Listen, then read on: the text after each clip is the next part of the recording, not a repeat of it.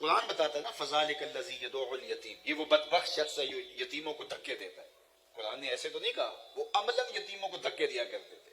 اور میں نے پڑھا ہے یتیموں کو دھکے اس لیے دیتے تھے کہ وہ یتیم کو منحوس خیال کرتے تھے. اس کو کھانا تو دے دیتے تھے لیکن عزت نہیں دیتے تھے. کلا بل لا تکرمون الیتیم، کہا تمہارا مسئلہ یہ ہے کہ تم یتیم کو عزت نہیں دیتے، اس کی عزت نفس کا خیال نہیں رکھتے ہو. تو وہ یتیم کو عزت نہیں دیتے تھے، اپنے بچوں کے ساتھ اس لیے نہیں کھیلنے دیتے تھے کہ ان کی نحوست ہمارے بچوں میں نہ ڈر آئے. ان کو منحوس خیال کرتے تھے. جب یتیموں کو منحوس خیال کیا جا رہا تھا اور ان کے ساتھ لوگوں کا رویہ بڑا عجیب تھا، میرے حضور فرماتے ہیں میں اور یتیم کی کفالت کرنے والا جنت میں اس طرح ہوں گے جس طرح یہ 2 انگلیاں ہیں. اللہ اکبر. اور یہ بھی ارشاد فرمایا اس کائنات میں سب سے اچھا گھر کون سا ہے؟ میں آپ سے پوچھتا ہوں اس کائنات میں سب سے اچھا گھر کون سا ہے؟ جو برلب سڑک ہے. سب سے اچھا گھر کون ہے؟ جو عالی نسب سوسائٹی میں واقع ہے، جو ساحل کنارے ہے، جو کسی اونچے پہاڑ پہ ہے، جو شہر کے وسط میں ہے، جو تعلیمی اداروں کے قریب ہے.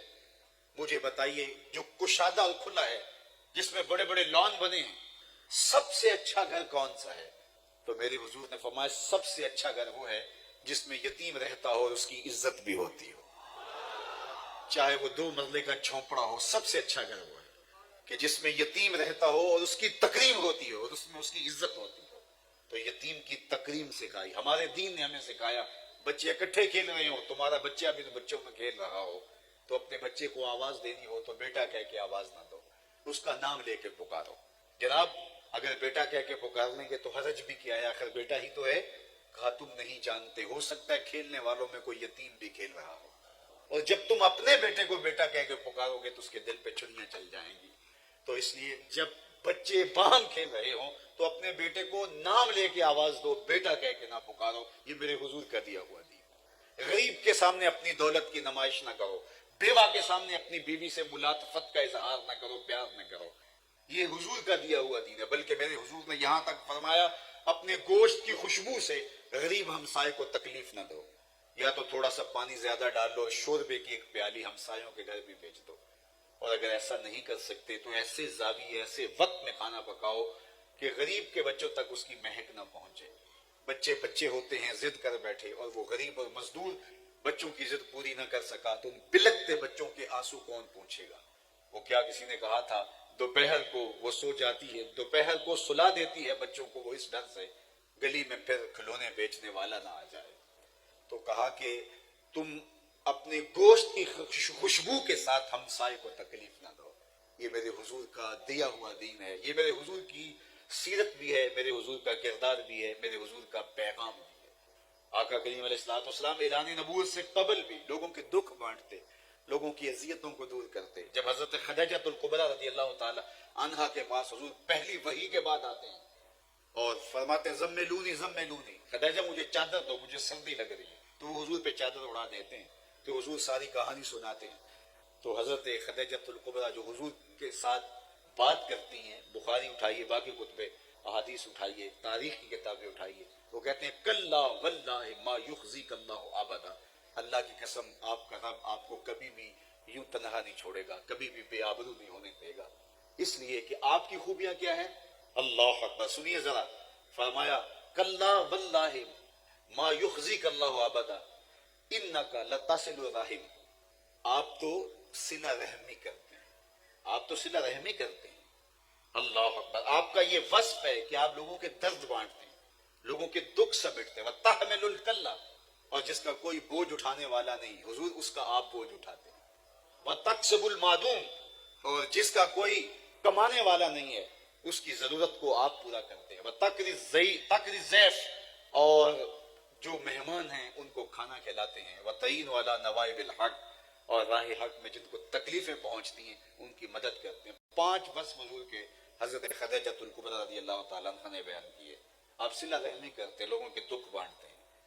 یہ حضور کا وصف اپنے اندر پیدا کرنے کی کوشش کرو. لوگوں کے لیے راحت کا سامان بن جاؤ، لوگوں کے لیے رحمت کا ذریعہ بن جاؤ، لوگوں کے لیے آسانیاں پیدا کرو، لوگوں کی ضرورتوں کو پورا کرنے کی کوشش کرو، لوگوں کی چھوٹی چھوٹی ضرورتیں پورا کرنے کا مزاج بنا لو. بعض لوگ یہ سوچتے ہیں کہ میرے پاس بہت بڑی دولت ہوئی تو میں یہ کروں گا، اور نہ وہ دولت آئے اور نہ وہ کر پائے۔ چھوٹے چھوٹے لوگوں کی چھوٹی چھوٹی ضرورتیں پوری کرنے کا مزاج بنا لو، بس آپ جو کر سکتے ہیں۔ بلکہ ہمارے دین نے تو مسکرا کے ملنے کو بھی صدقہ قرار دیا ہے۔ آپ کسی کو مسکرا کے ملتے ہیں تو یہ بھی صدقہ ہے۔ یار آپ کسی کا دکھ بانٹ نہیں سکتے، کسی کا درد سن ہی لیں، کسی کا دکھ سن ہی لیں، اس کا تو بوجھ ہلکا ہو جائے گا۔ بس کوئی لوگ بیچارے کسی کے کندھے پہ سر رکھ کے رونا چاہتے ہیں، کوئی لوگ اپنا درد کسی کو سنانا چاہتے ہیں، کسی کے سامنے اپنے دکھڑے رکھنا چاہتے ہیں، ان کے دکھڑے سنو، اور تمہیں اس کا وہ سنانے سے قبل ساری کہانی معلوم بھی ہو جائے، لیکن پھر بھی تفصیل سے سنو تاکہ ان کو تسکین پہنچے، ان کو قرار پہنچے۔ مدینہ المنورہ میں ایک خاتون تھی جس کا توازن عقلی کچھ ٹھیک نہیں تھا، اور وہ لوگوں کے پاس جب کھڑی ہو جاتی تو پھر اتنی باتیں کرتی کہ لوگ اس سے جان چھڑاتے۔ ایک دن حضور بیٹھے تھے مسجد نبوی میں، تو وہ دروازے پر آ کے حضور کو اشارہ کر کے بلاتی ہے۔ حضور اس کی بات سننے کے لیے دروازے پہ چلے جاتے۔ اس نے کہا میں نے آپ سے کوئی باتیں کرنی ہیں۔ فرمایا کرو۔ کہا یہاں نہیں کرنی۔ کہاں کرنی؟ مسجد سے باہر کھلا میدان تھا، کہا آپ وہاں آ جائے، میں وہاں آپ سے کوئی باتیں کرنی۔ حضور وہاں چلے گئے، کڑکتی دھوپ، عرب کا موسم، اور وہ حضور کو اپنی باتیں سنانے لگی۔ اچھا، ایک عورت مردوں کی نسبت کلام طویل کرتی ہے، اور پھر اس کا توازن بھی ٹھیک نہیں تھا، تو اس نے جو باتیں شروع کر دی کہ گھنٹے لگ گئے۔ صحابہ کو بڑا غصہ آ رہا تھا اس عورت پہ، لیکن کہہ کچھ نہیں سکتے تھے کہ خود حضور تو دلچسپی سے سن رہے ہیں۔ خیر جب وہ اپنی ساری باتیں سنانے کے بعد، سارے دکھڑے حضور سے شیئر کرنے کے بعد واپس جانے لگی، تو صحابہ نے عرض کی حضور اس عورت کا توازن کے لیے ٹھیک نہیں، پورا مدینہ جانتا ہے، لوگ اس کو دیکھ کے راستہ بدل لیتے ہیں، آپ کا وقت قیمتی، بدن نازک، اور کار نبوت کی اہم ذمہ داریاں آپ کے کندھوں پہ، تو آپ ایسی ویسی عورتوں کی بات کیوں سنتے ہیں؟ تو حضور نے فرمایا پورے مدینے میں اس بیچاری کی کوئی نہیں سنتا، میں بھی نہ سنوں۔ اور پھر فرمایا اس عورت کو بلا کے کہا کہ بڑھیا جب دکھ زیادہ ہو جائیں جہاں مرضی کھڑا کر کے مجھے اپنے دکھڑے سنا لیا کرو، مجھے اپنی کہانی سنا لیا کرو۔ تو صاحبو یہ مزاج پیدا کرو کہ لوگوں کے درد سنو، لوگوں کے دکھڑے سنو، لوگوں کی تکلیفیں سننے کا مزاج پیدا کرو۔ یہ حضور کا وصف ہے۔ اور آقا کریم علیہ الصلوۃ والسلام معاشرے کے ان پسے ہوئے طبقوں کو حضور نے سینے سے لگایا۔ تو حضرت خدیجۃ الکبریٰ رضی اللہ تعالیٰ عنہ نے 5 وصف حضور کے بیان فرمائے کہ انک لتصل الرحم، آپ صلہ رحمی کرتے ہیں۔ دوسرا وصف آپ کا یہ ہے وتحمل الکل، جس کا کوئی بوجھ اٹھانے والا نہیں ہے، آپ اس کا بوجھ اٹھاتے ہیں، اس کی ضرورت پوری کرتے ہیں۔ جس کا کوئی سہارا نہیں، آپ اس کا سہارا بن جاتے ہیں۔